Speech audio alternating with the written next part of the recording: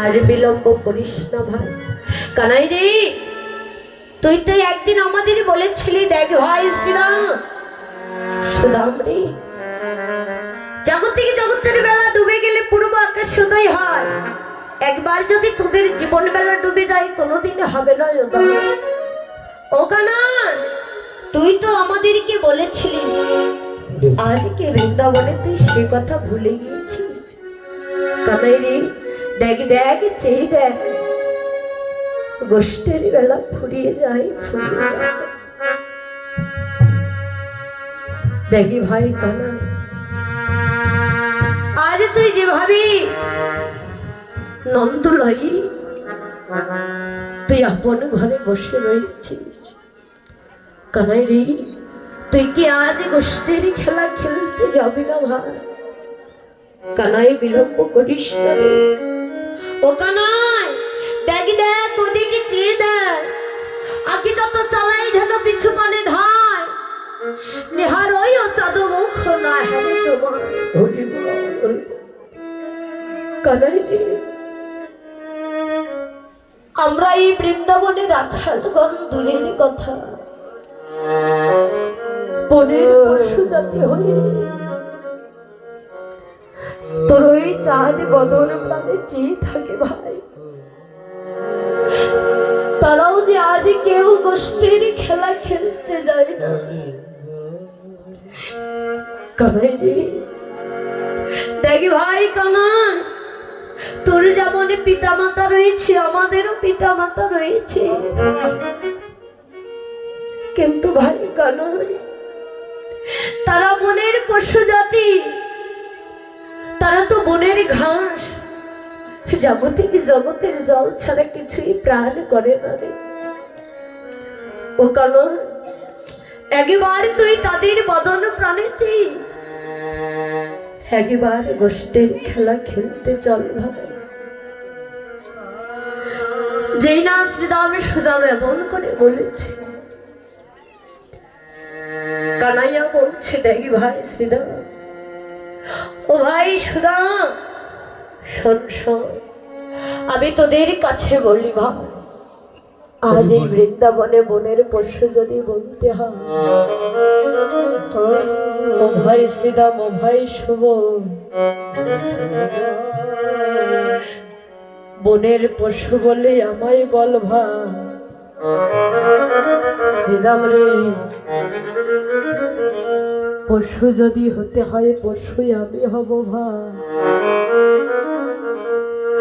আমি তোদের ওই চরণে মিনতি করি, শ্রীরাম, তোরাই ওদেরকে পশুই আমায় বল ভাই। তবু তোরাই ওদের পশু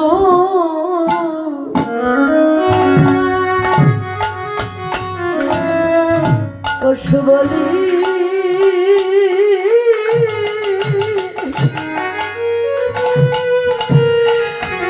ও ভাই বলিস না,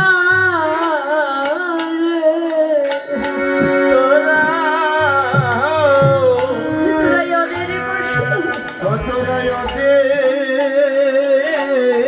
পশু,